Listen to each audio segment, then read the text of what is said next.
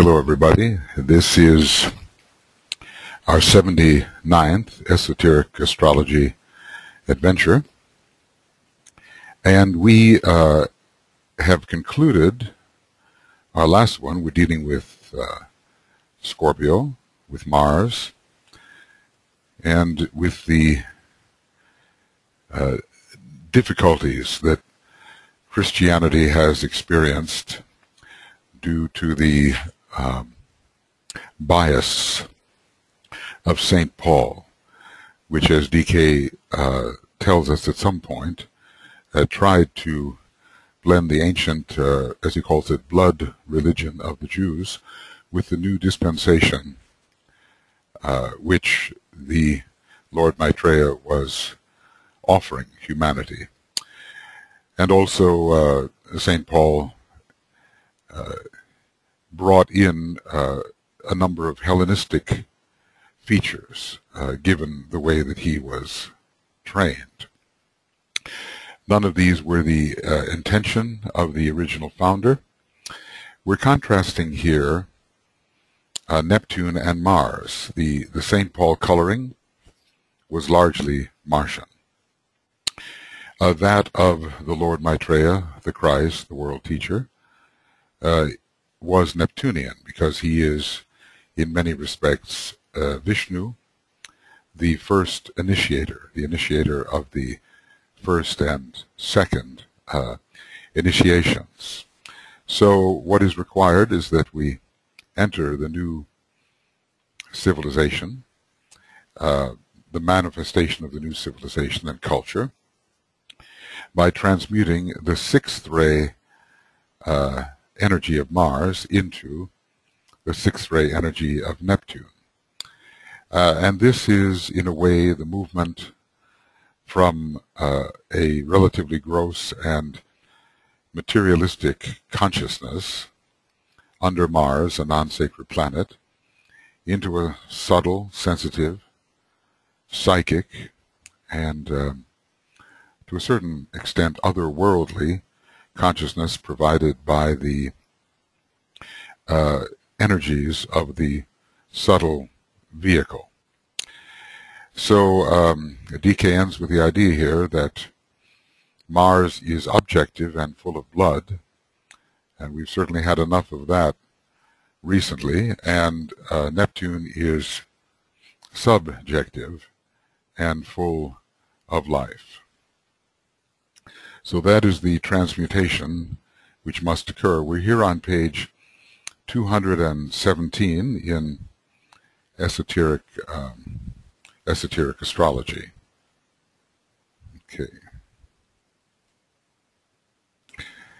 Okay, we continue then in the beginning of Esoteric Astrology Adventure number 79. And it says here, a great mystery is veiled and hidden in the above relationship, for Cancer-Neptune is expressive of the seventh ray, which rules and controls the eighth creative hierarchy.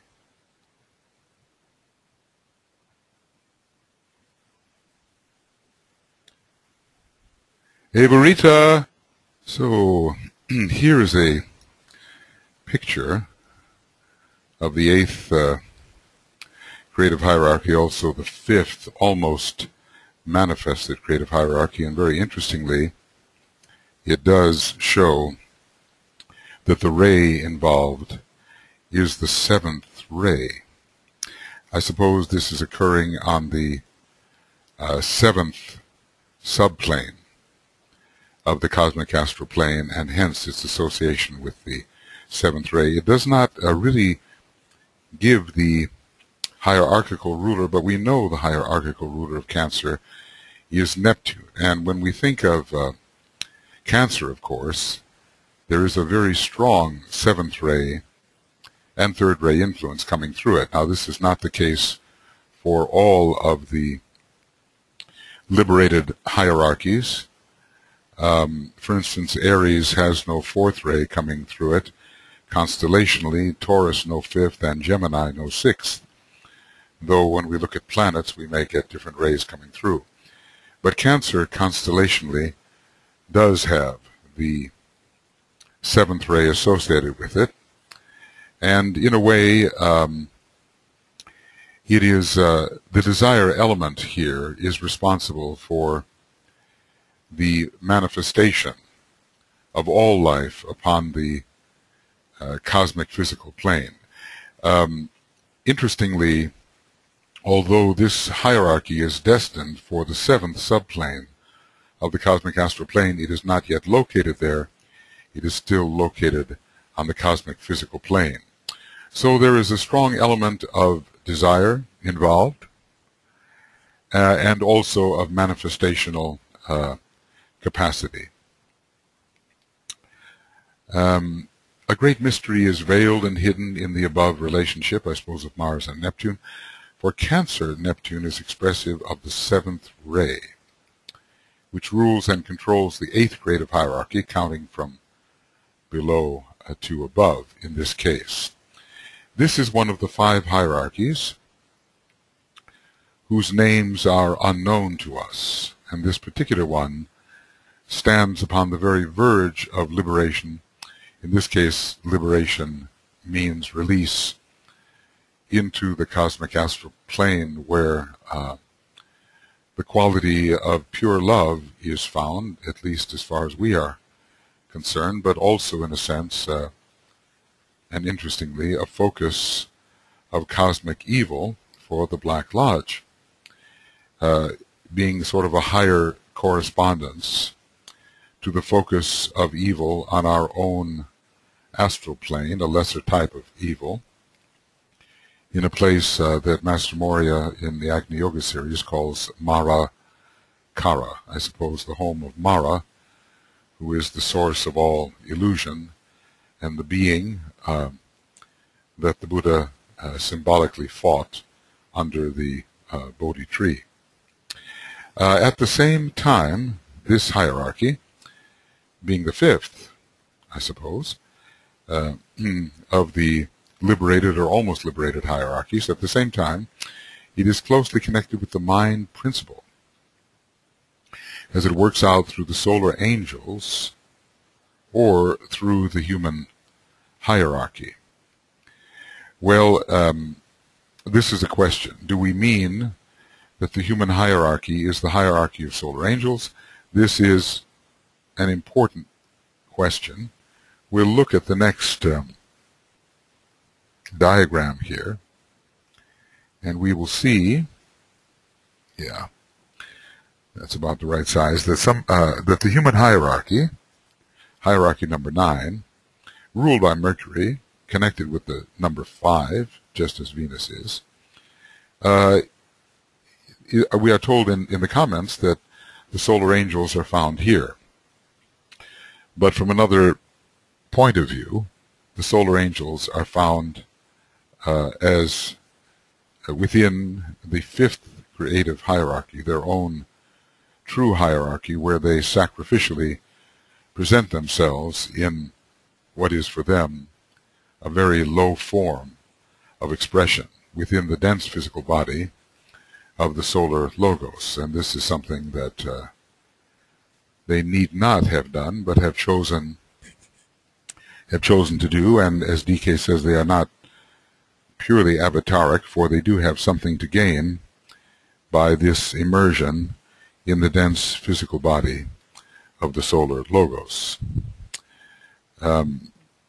So anyway, the 5 of the Cancer-Neptune hierarchy is reflected, or a sort of a higher correspondence of the 5 of the solar angelic hierarchy, which interestingly enough is ruled by Venus. That is appropriate.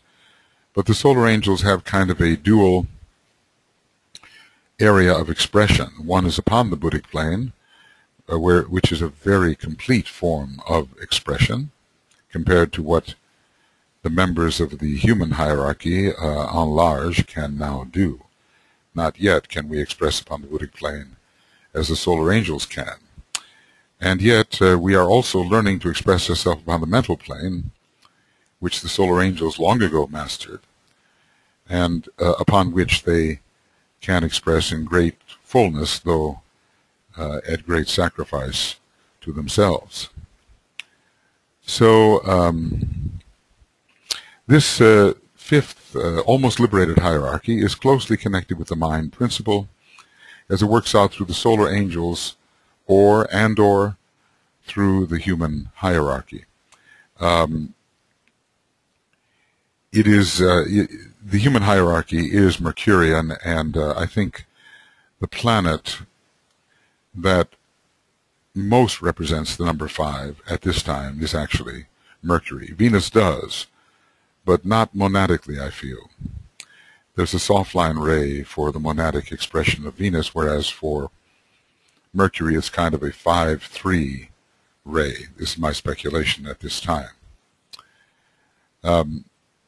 So this higher hierarchy works out through the hierarchy over which Mercury presides, which is the human creative hierarchy. It's number 4 of the manifested creative hierarchies, and through the 5th creative hierarchy, intimately associated at this time with the solar angels, or at least with a projection of their nature. It's kind of a dual hierarchy, and that is a mystery. It does represent as well the human personality, and which is deriving more from the concrete mental plane, whereas the true expression of the solar angels in the dense body of the solar logos is upon the higher mental plane. Anyway, the idea here is to see the connection between the almost liberated Cancer-Neptune hierarchy and the solar angelic hierarchy. There's also, I suppose, a connection between this almost liberated hierarchy ruled by Cancer-Neptune and the 6th manifested creative hierarchy ruled by Mars and the Moon, especially by Mars, but inevitably connected with the Moon since they are the lunar lords. Cancer is definitely associated with the ocean, with the astral plane, and so is Neptune. So we have a much higher expression of this on the highest of our planes, the lowic plane, and tending towards the lowest of the cosmic astral subplanes. But the quality is similar. It's an astral quality. It's a quality which is meant to reflect the cosmic astral plane into manifestation upon our dense physical, cosmic dense plane, our cosmic physical plane, and the astral plane, the systemic astral plane, is meant to somehow absorb this higher love energy eventually from the cosmic astral plane. Those who are on the second path, the path of magnetic work, are very much involved in creating the possibility for this to occur by the manner in which they send energy into our systemic astral plane and draw off negative energy, substituting a higher energy for a lower. This 5th almost liberated creative hierarchy is said here.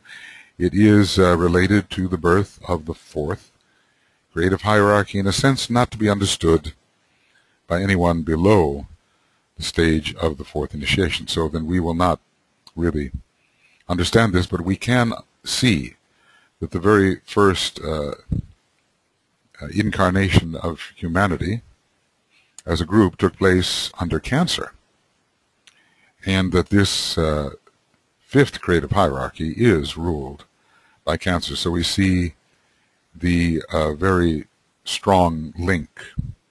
The solar angels were involved in the creation of the birth of the 4th creative hierarchy as human beings, and we can say that these solar angels are, in a higher sense, sponsored by the members of the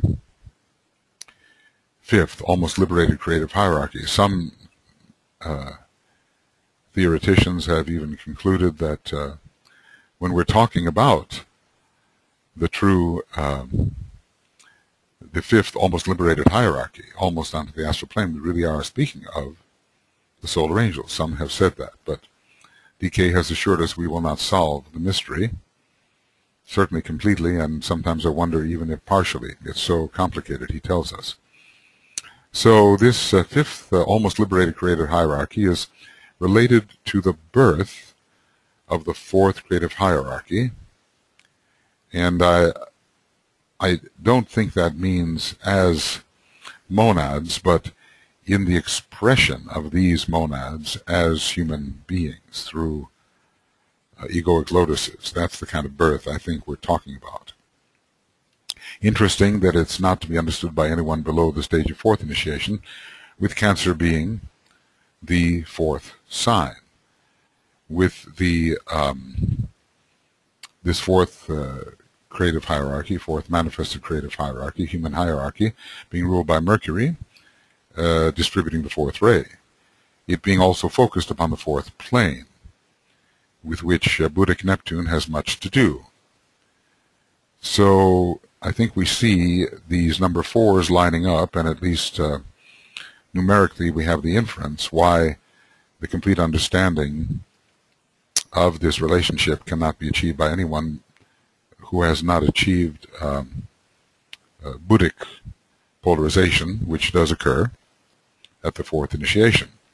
But, says DK, it is an interesting fact to remember, for it is in the connection between the sixth and seventh rays that potent desire for incarnation, that potent desire for incarnation was aroused, which resulted in the fall of the angels in primordial times. The fall of the angels here being a positive sacrificial descent, and not a fall through some sort of sin. We human beings kind of project our own rather matter-engaged, sinful psychology upon these higher beings who are, as far as humanity is concerned, without sin. That is, the solar angels. And the members of the fifth almost liberated creative hierarchy probably far more sinless. So the descent was sacrificial and not the result of being cast out of heaven because of pride or other forms of sinfulness. Interesting, the Cancer sign gives us the seventh ray, and this hierarchy is ideally positioned on the seventh subplane of the cosmic astral plane, hence the seventh ray, and yet Neptune is a powerful sixth ray planet, and so we have the possibility of the descent through a powerful, potent desire for incarnation. The incarnation part is the seventh ray, and the desire part is the sixth ray. And this probably stimulated the solar angels in such a way that they came in sacrificially and made the incarnation possible. In a way, they descended into the realm of Mars, producing the human personality ruled by Mars. So there's the relation between Neptune, a higher sixth ray, and the human personality connected with the solar plexus, sixth ray, and connected with Mars, the entire personality and every aspect of it being ruled by Mars, interestingly. So that impulse from on high created this Martian being. It's kind of like an alignment between Neptune, Venus, and Mars in that order, with Neptune being a planet that offers a sublime impulse for the descent of the Christ consciousness of the cosmic astral plane, which these beings are certainly sensing, even if they are not fully liberated onto the cosmic astral plane, i.e. the members of the fifth almost liberated hierarchy are ruled by Neptune and therefore easily attuning with the Christ impulse, the true cosmic love of the cosmic astral plane. This descends into the lower octave of Neptune, called Venus, which rules what we call the solar angels. At least I think there are all kinds of solar angels, of different magnitudes, and this makes possible the creation of that Martian vehicle, which we call the personality, interestingly found upon the lower concrete plane of lower concrete mind, where Mars is said to rule. It's one of the planets that is ruling the five senses and the lower concrete mind, which is connected to the number 5 in a concrete sense. So we see the lineup, even though we may not understand the full import of this descent. We've been talking basically about the connection of Scorpio, ruled by Mars, to Cancer, ruled by Neptune. And there is, we've been talking about the connection between the two hierarchies which are associated with these signs, the almost liberated hierarchy associated with Cancer, and the hierarchy of human monads associated with Scorpio. So in a sense, interestingly, we are hierarchically ruled by Mercury, yes, which is the hierarchical ruler of Scorpio, but we have a lot of Mars in our nature as well, and I suppose we're destined to produce, or to become, in a sense, the Martian personality, the soul expression working out in the lower dense physical vehicle of the planetary logos. I oftentimes discriminate between the dense physical vehicle of the solar logos, which includes 21 subplanes, systemic subplanes, and the dense physical vehicle of the planetary logos, which I think includes 18 subplanes, 18 being the number of the moon. So there again, Mars and the moon are found together. There is a sense also in Kabbalistic numerology where Mars is associated with the number 9. Interesting that 1 and 8 add to 9. So we have a lunar number here. Well, there are many associations. You can think of the moon as presiding primarily over the third ray, or the most material aspect, and 9 is the number of the third ray. And we have the 18 leading to 9, which is Kabbalistic Mars. So anyway, we've produced in the lower world some kind of material reflection of these higher impulses, meant gradually to rise into receptivity to these higher impulses, which are Neptunian and Venusian, and are altogether more spiritually civilized than the rebellious Martian instinct. I think, we're told that we have a planetary logos in whose psychology the principle of rebellion is strongly expressing, but I think that's because there is so much of the Martian influence still expressing in our planetary logos, and we have to overcome this Martian influence and allow Venus to be the majority influence, and this we overcome at the Last Judgment, which is essentially a discrimination between Venus and Mars. It's a long way ahead, some millions of years ahead, and whether it occurs in the 5th chain round or the 5th scheme round is, I think, still to be determined. If in the 5th scheme round, it's much farther ahead than if in the 5th chain round. There seem to be different references which point in both directions, in either direction. I guess the important thing is, though, that Venus wins and Mars loses. And so the 2/5 that are still responsive in the Martian sense are transported into another dimension temporarily, and then sent off for further education on the planet Mars itself, or at least within the Martian scheme. So this is an interesting connection between low desire and high desire. Neptune, in this case, representing the high desire, which is reflective of the type of divine desire of the cosmic astral plane, which is really love desire. And material desire is Martian in nature, and eventually through education by Venus has to rise into the fuller responsiveness to the still higher energy, which is Neptune.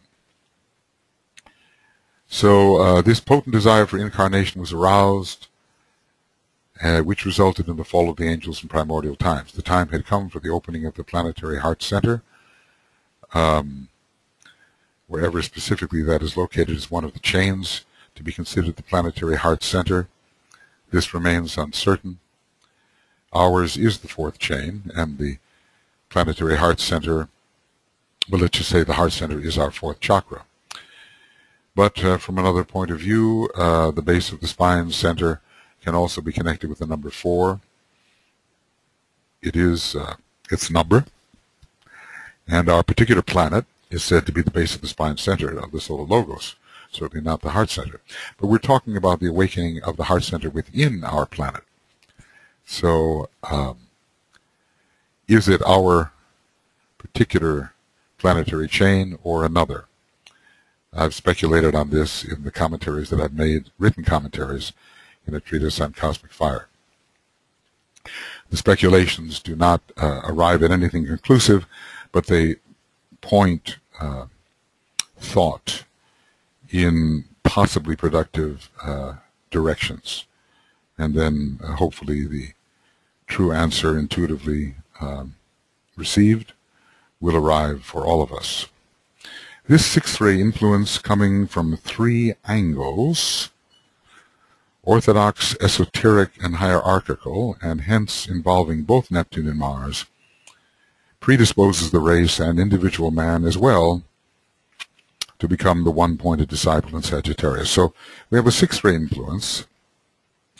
We have the orthodox Mars ruling Scorpio, the esoteric Mars ruling Scorpio, the hierarchical Neptune ruling Cancer, but also the esoteric Neptune ruling Cancer.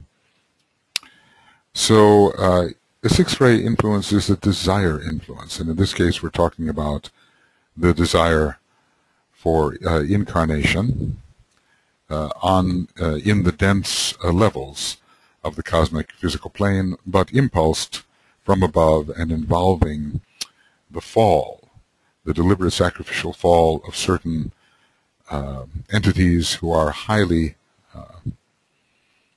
who have made high achievements and have certainly transcended the normal human state. So the sixth ray influence comes from 3 angles, orthodox, esoteric, and hierarchical, and hence involving both Neptune and Mars, predisposes the race and individual man as well to becoming one-pointed disciples in Sagittarius. This one-pointedness, I suppose, is not only due to the Sagittarian influence, but is due to the Martian influence, since Mars is, interestingly here, the hierarchical ruler of Sagittarius. So basically what we're doing here is blending 3 signs together. We're looking at them in relation. We're looking at Cancer, Scorpio, and Sagittarius, which rule in that order a very high creative hierarchy, almost liberated. Then comes Scorpio ruling the human creative hierarchy, and then comes Sagittarius ruling the lunar lords, and it becomes necessary to orient the lunar lords in a way that is not full of material desire, but which is aspirational. And both Mars and Sagittarius are capable of great aspiration and capable of orienting these lives in the proper direction. So if we want to become one-pointed disciples, you know, Mars has a lot to do with our discipleship, which is full of fight, full of battle, regardless of our ray. That is the nature of discipleship, because we are, in a way, having to choose one of the higher, we're having to choose the higher of the pairs of opposites over the lower, and that frequently does involve a battle. Oftentimes it's a battle in the dark, and we do need the light of Mercury, revealing the intuition to help us battle in a more intelligent manner. So that is what the whole story of Scorpio, not to battle with might and main and with ferocious strength in the dark, but to allow the dispelling intuition, the illusion dispelling intuition of Mercury to enter and clarify the situation. And thereby much of the need for the strenuous battle is taken over by the discernment of the enlightened consciousness, which simply does not direct energy toward material desire any longer. So anyway, Sagittarius, this latter constellation is ruled by Mars, hierarchically, right?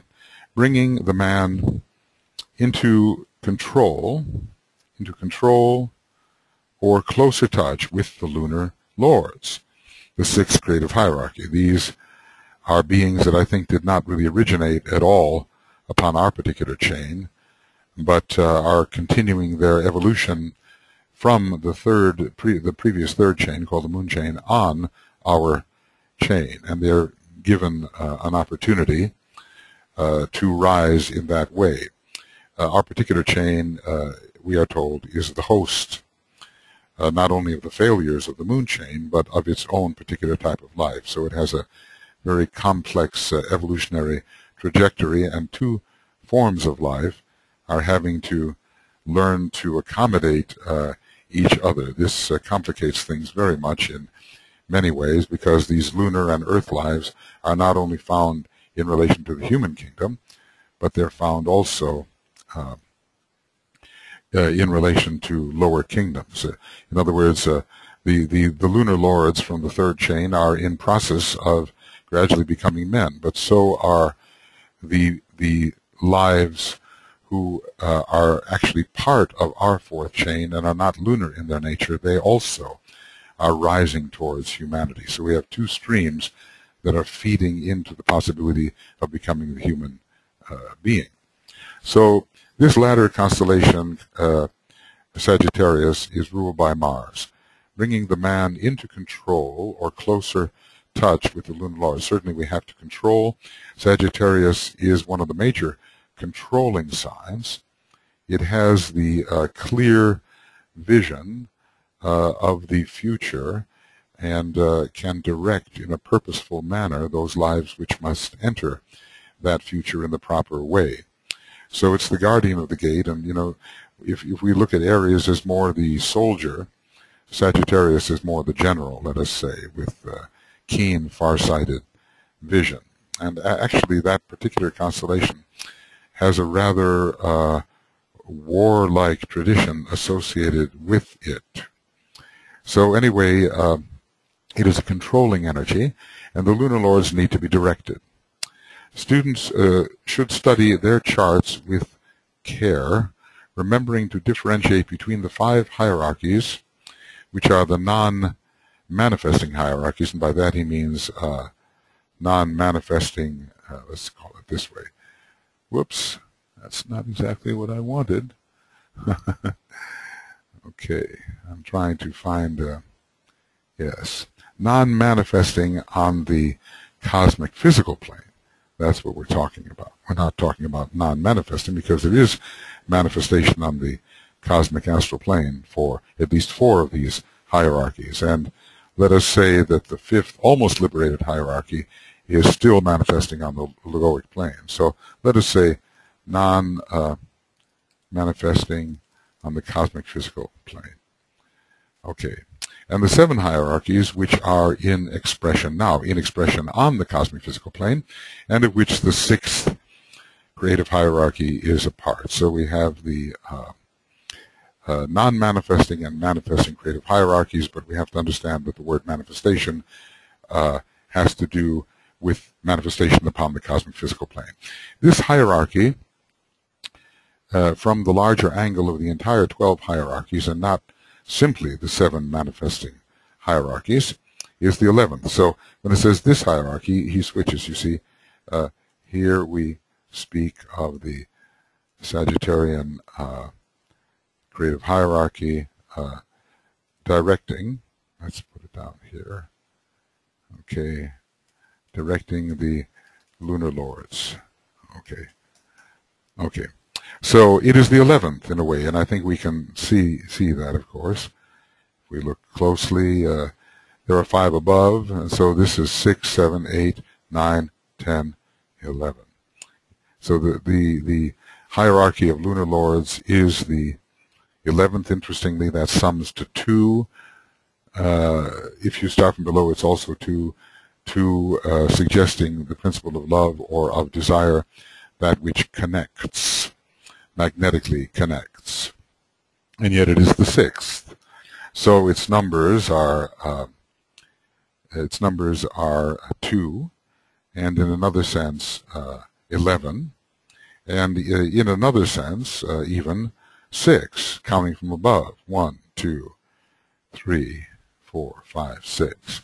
So we have an 11, which is a 2, and a 2, and a 6. So we get the idea of the magnetic connectiveness of this hierarchy. Without the principle of desire, it would be impossible for us to put this world back together. It's been divided by a form of consciousness we call illusion, which separates one thing from another and has to be reconstituted as a whole through the factor of desire, and eventually desire becoming love.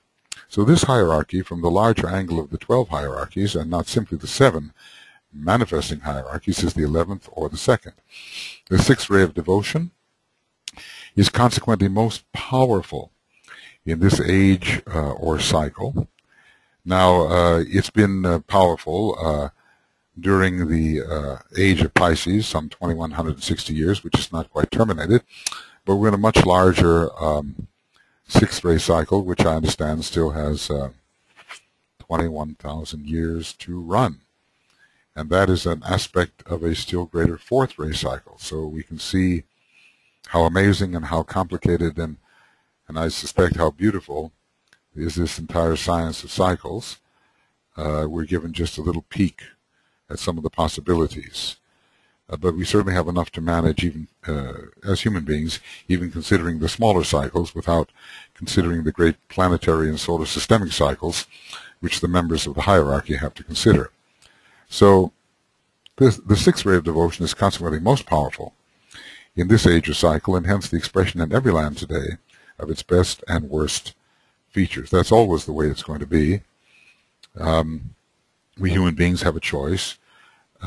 We are a 4th ray hierarchy in a certain sense, and always choice will be made. And we can, there's 2 types of angels in a way, you know, the good angels and the bad angels, and we can decide to put our energy on the side of the good angels, our better angels, as it were. As Abraham Lincoln said, our better angels.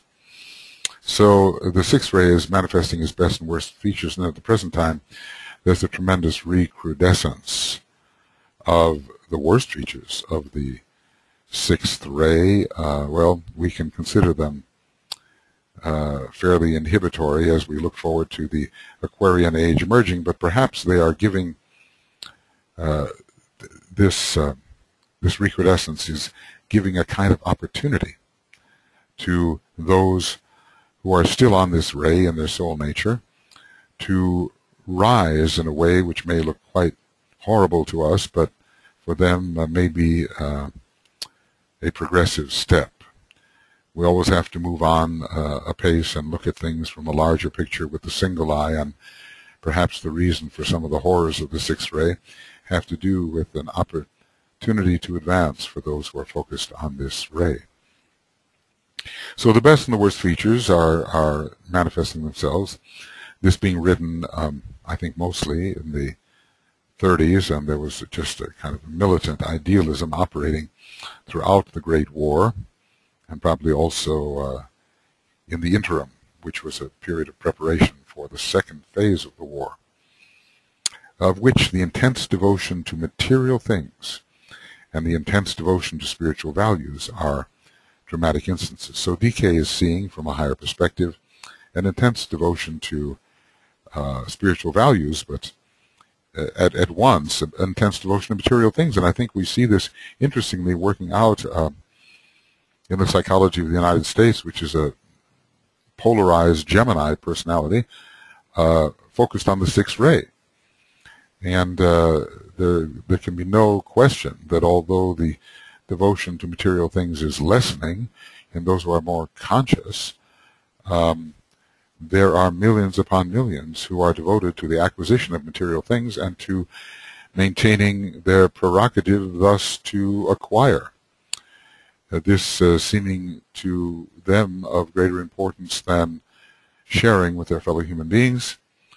We remember that in the integration formula of the sixth ray, we're told, the sixth ray type is told, love more your fellow men, rather than perhaps your ideals and the material things to which you are devoted.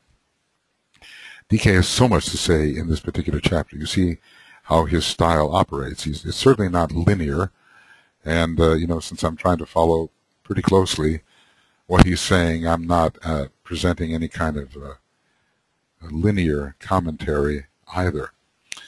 It's a commentary which is meant to fertilize the occultly tending mind so that a growing synthesis in consciousness is possible, a unification and a linking of many strands of energy and patterns for which those energies are responsible. If I can serve some sort of mercurial function here, helping students of these commentaries to link together many unsuspectedly related factors, then I will have done something of at least some value.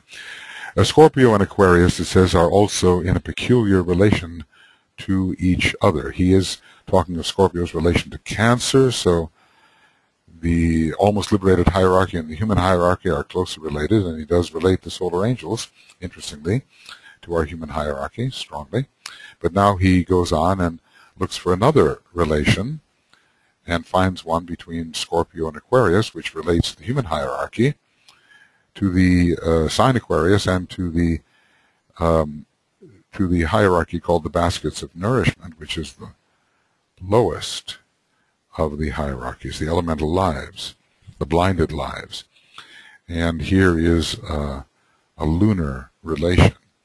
There must be a very close relation between Mars, the Martian hierarchy of lunar lords, and the elemental lives called the baskets of nourishment, because both Mars and the Moon are the respective rulers, and we know that Mars is said to rule the dense physical body, so the elemental lives are involved with that, and that the Moon is associated with the lunar lords, so there's kind of a crisscross here going on.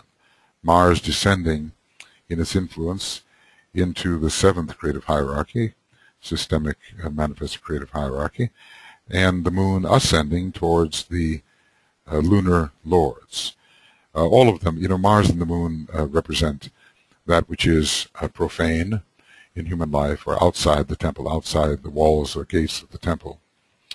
So Mars and the Moon definitely have to be overcome, as they are said to be at the third initiation, when the man becomes not the entirely sacred human being, but a far more sacred human being, with the ancient authority of the personality overcome. That is, Mars and the Moon represent the ancient authority of the personality, and they are overcome. So Scorpio and Aquarius are also in a peculiar relation to each other through the planet Mercury, which governs the human family, being the hierarchical planet Scorpio, and through Neptune, which rules Cancer, thus a governing expression upon the physical plane. Now, there are different ways of making this connection. It says, in this connection, the Moon is given as the orthodox ruler and the hierarchical, the orthodox ruler of Cancer and the hierarchical ruler of Aquarius. And the six-ray connection, of course, is there with Neptune. It is one of the hierarchical rulers of Aquarius. Well, let's say Neptune is one of the hierarchical rulers of Aquarius, veiled by the Moon. So the Moon is the hierarchical ruler of Aquarius, but it veils all three of the normally veiled planets. It veils Vulcan physically, it veils Neptune emotionally, and Uranus mentally. So we have a Moon-Neptune connection. And the Moon connects us to Cancer, which is of which it is the orthodox ruler. And Neptune connects us with Scorpio via the sixth ray, as we have been seeing. So there is this strong sixth ray Neptune connection between these three. He says, I would here remind you that the moon is usually regarded as veiling or hiding some planet. And of these, there are three which the moon may be veiling. I think that's a very big hint. Very big hint, because he's been talking about the moon as the hierarchical ruler. So, hint in the Aquarian context. The moon is simply the ruler in Cancer, although in a way it may veil the more material aspect of Vulcan. The moon goes on as the esoteric ruler of Virgo to veil both Vulcan and Neptune, and then it has a still further veiling power in Aquarius, where I believe we can say it veils all three of the usually veiled planets, Vulcan, Neptune, and adding Uranus. So I think there is a lot about Vulcan that we can connect to the sign Cancer, because Vulcan is a planet which really pushes towards manifestation, towards the concretization and materialization of purpose and intention. And Cancer is a sign of manifestation. The moon really gives no vibration of its own, no living vibration of its own. Perhaps a retrospective thought form association is triggered by the cycles of the moon, but it makes you kind of wonder whether in Cancer the moon is not, in a sense, veiling Vulcan, even in the orthodox aspect, just as we may infer that the sun may veil Jupiter orthodoxly in Leo. Really, I don't think we should leave the sun or the moon as the sole rulers of any sign. Always planets must be finally the rulers. So he's asking us here to use our intuition to see what planet the moon may be veiling in relation to any particular sign, and I suppose in relation to any human being who is at his or her particular level of evolution working through that sign. Here the intuition of the astrologer and of the esoteric student must be called out. Not all esoteric students, of course, are astrologers, but I think they generally know enough about astrology to derive some spiritual value from it. So these planets are Vulcan, Neptune, and Uranus. See, as he begins to discuss this, when talking about the moon as the hierarchical ruler of Aquarius, we do get the very strong hint that all three are involved. When we talk about hierarchical rulers, the mind must certainly be involved, because it is the illumined mind at the third initiation, which produces the initiate. The first time the initiate is produced, we are not an initiate until we really take the third degree, and it is there, particularly, that the hierarchical rulers are applying. Now, whether we can use them specifically in relation to the mental vehicle of ordinary people, we have to be careful of getting too much data and forcing that data upon life when life itself does not testify to the correctness of the data. This is always a problem when there is a pattern in the mind, and we love that pattern and seek to show that it is real, and so force that pattern upon what reality actually demonstrates. This is a great danger for astrologers always, or for any systemic thinkers. So here the intuition of the astrologer and of the esoteric student is called out. These planets are Vulcan, Neptune, and Uranus. These three create and influence certain aspects of the mother principle, the material form principle, which nourish and feed the life of the inner divine reality until the time comes when the Christ child is brought forth to birth. So we can see he's talking about the preparation of the personality here. This is brought most closely to our attention in Virgo, where the material nature is purified and prepared and improved in many ways prior to the descent of the Christ principle through it, the animation of this material aspect, personal aspect, by the Christ principle. But we can see that Aquarius is also involved in the same process. Now, Virgo is a mental sign, and its normal rulership and exaltation of Mercury, rulership by Mercury and exaltation of Mercury, shows that the mentality is strongly there.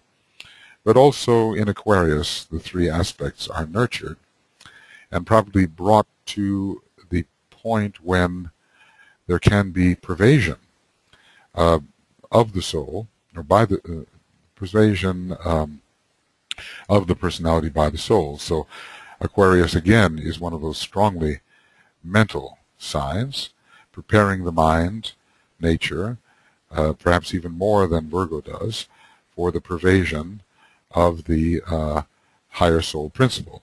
Or at least Virgo cultivates wisdom, of course, but I think Aquarius prepares the lower mind so that it can be truly illumined by the occult mind of Uranus, which has more to do with the soul, of course, than with the personality.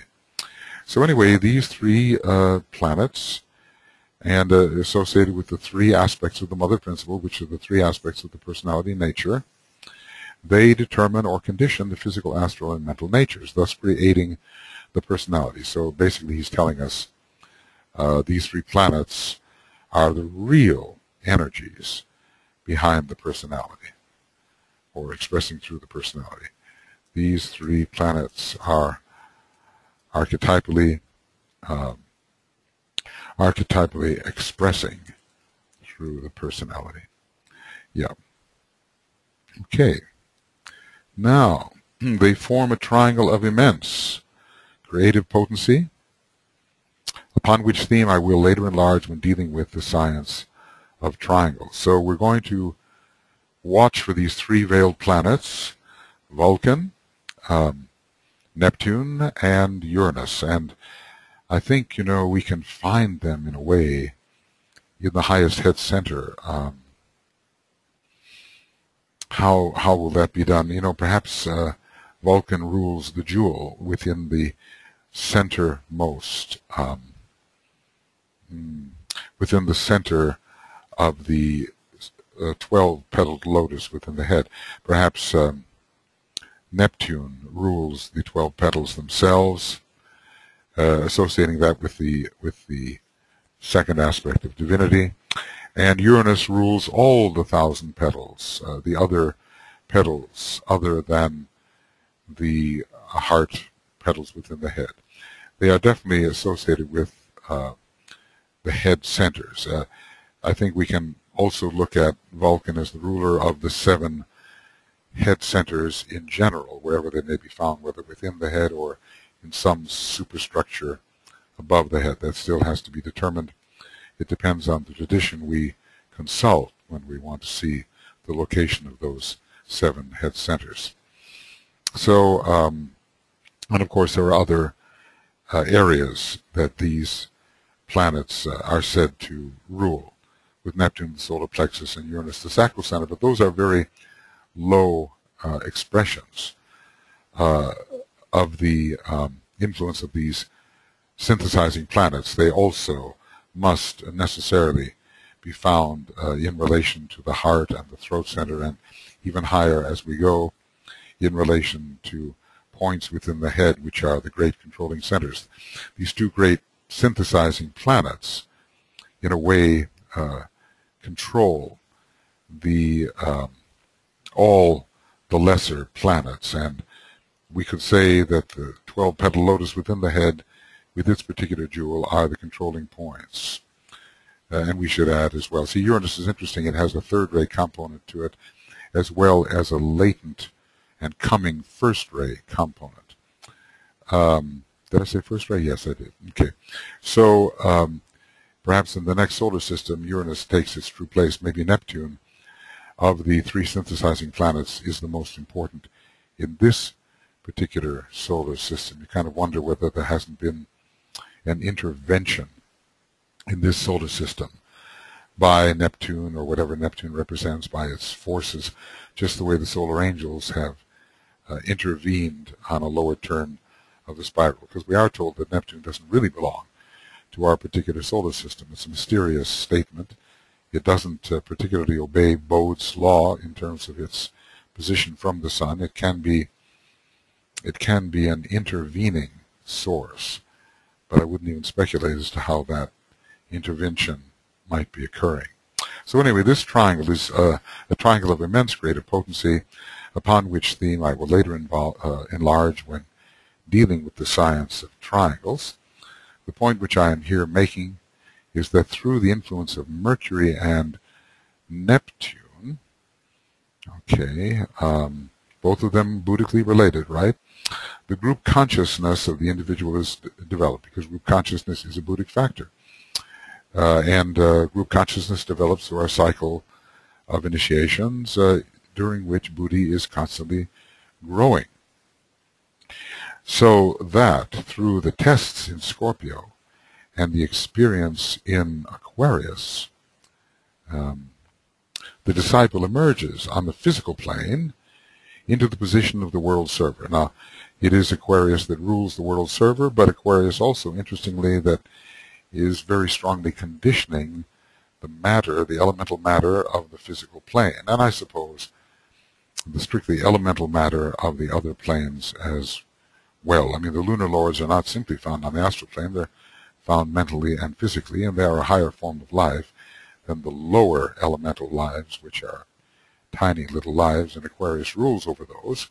It rules over the physical elemental lives, and I suppose over the atoms of substance, but also it rules the atoms of subtle substance. But at the moment we see this emerging understanding of atomic energy coming in under Aquarius, and thus associated with Aquarius's rule of the atomic substance in a physical etheric sense associated with Aquarius. I think the fact that we're going to realize that atoms, matter is energy, is a very Aquarian realization.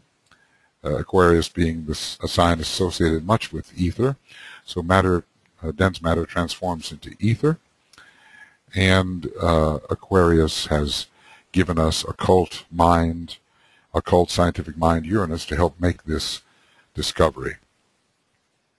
Okay, so he's linking these three through the influence of Mercury, associated with Scorpio, and Neptune associated with Cancer, and we found the ways in which we can relate Mercury, one of the decanate rulers of Aquarius, and Neptune, a veiled ruler, hierarchical of Aquarius.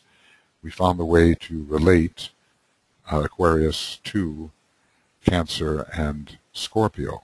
There are also stars which involve these signs.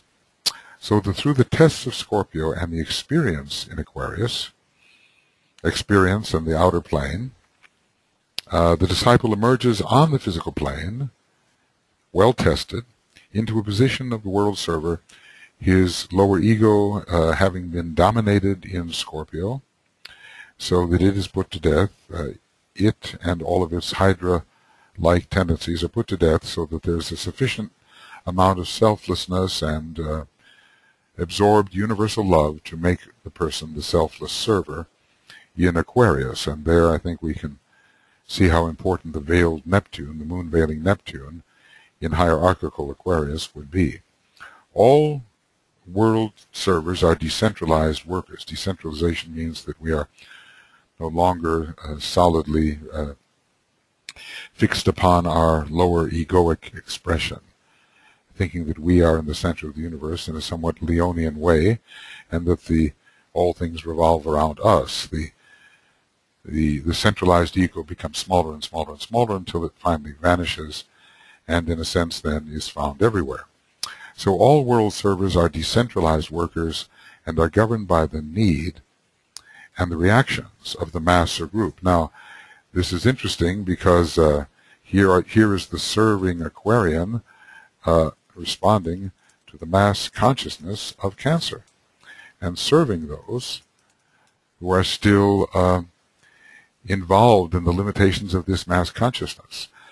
And here is a very strong lunar connection and also a strong Neptunian connection. The selflessness and Neptune go together because Neptune is instrumental in dissolving this rather material illusion of the lower ego as if it were something real, as if it were something substantial.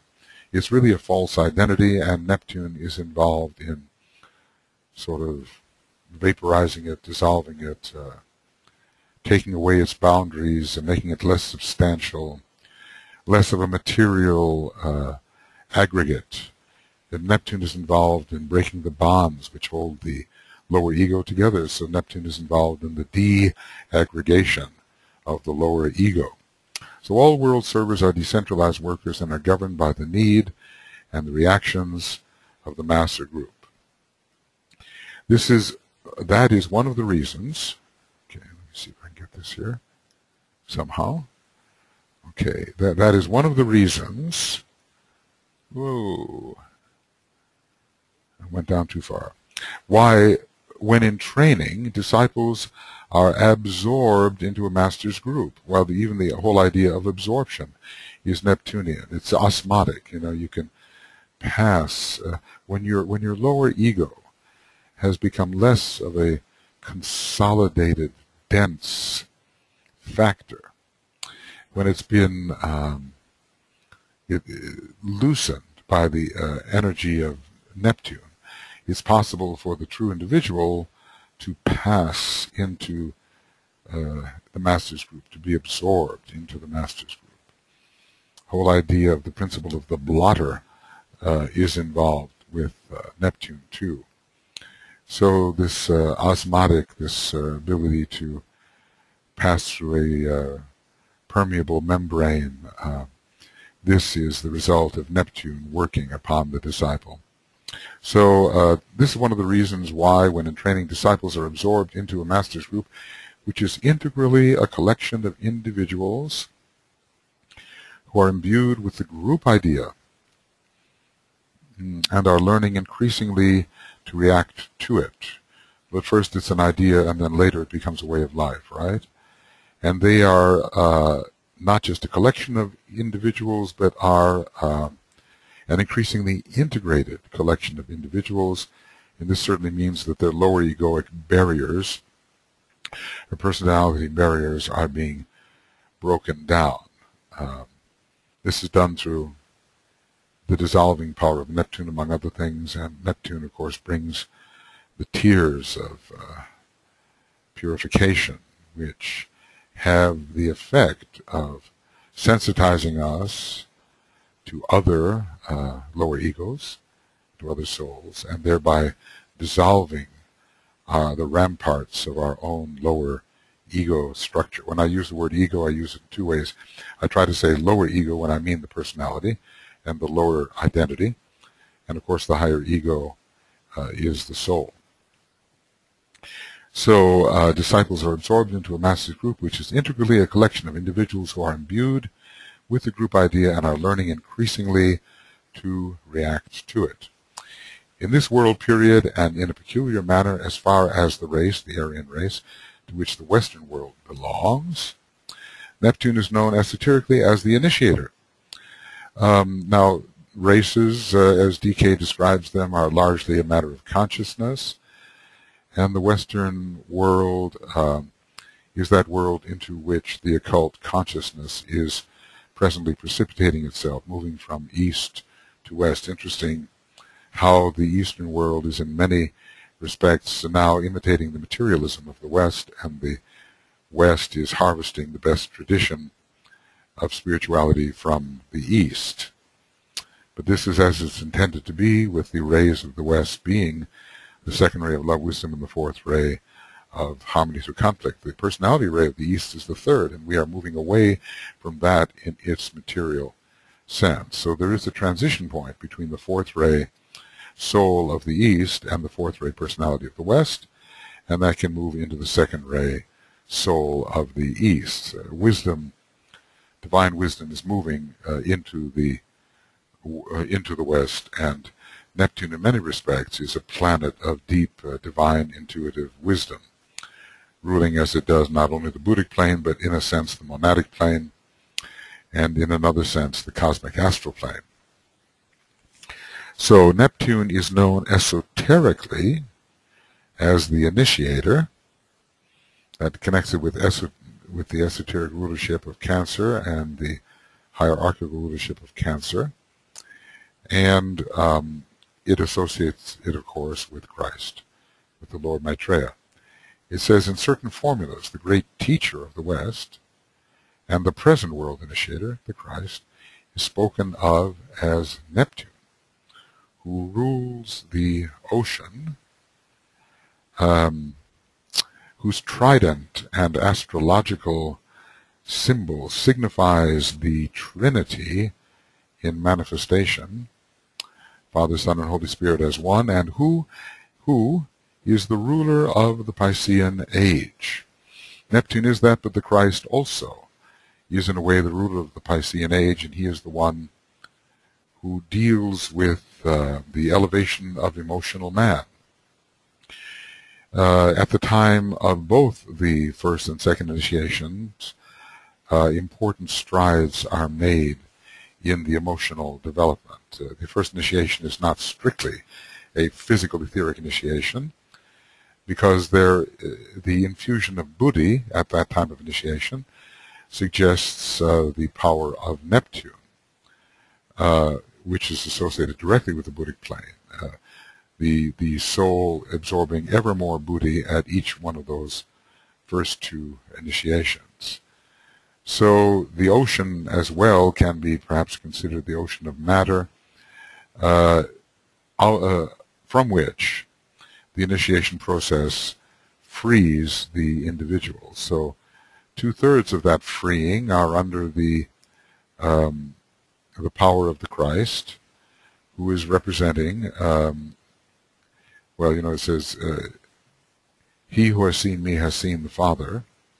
He is somehow the embodiment of the will, the love, wisdom, and also the animating Holy Spirit. He is the one who lifts us into an entirely new stage of subtle consciousness. This happens at initiation, and everything subtle, Neptune is associated with everything subtle and with the abstracting from materiality, which occurs as a result of the initiatory process, and these first two initiations, particularly initiations with the threshold, lifting the human being into an altogether more subtle state of appreciation of reality. So in certain ancient formulas, the great teacher of the West and the present world initiator Christ is spoken of as Neptune, who rules the ocean, either the astral ocean or actually all three of the material planes in the dense physical body of the planetary logos, whose trident and astrological symbol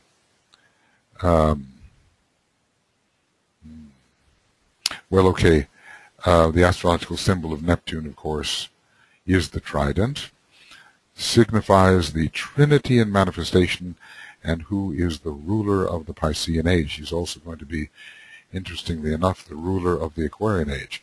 The formula runs as follows, speaking esoterically: the fish goddesses who have leapt from earth, Virgo, to water, Pisces, unitedly give birth to the fish god, Christ, who introduces the water of life into the ocean of substance. These are cosmic etheric energies being introduced into the ocean of substance of the dense physical vehicle of the planetary logos, and perhaps even of the solar logos, and thus brings light to the world. There is the sense in which Neptune does rule the ocean of light. Thus does Neptune work. So this is, however, he says, a great mystery revealed only at the time of the second initiation, in which the control of the fluidic astral plane is demonstrated. And, of course, Neptune is a planet of great fluidity, but the control, I think, is involved with the planet Vulcan, which I think we can find as an important controlling planet at each of the 5 initiations. Each of the 5 initiations. Okay. So, and especially, you know, bringing in a form of light, the control of the light of the soul, the entry of the power of the will over desire at the 2nd degree. Okay. Just, oh goodness, I've run over. All right, I'll just pause here for a moment. I usually try to end at the hour, or at least to signify the hour, but I guess I got caught up here.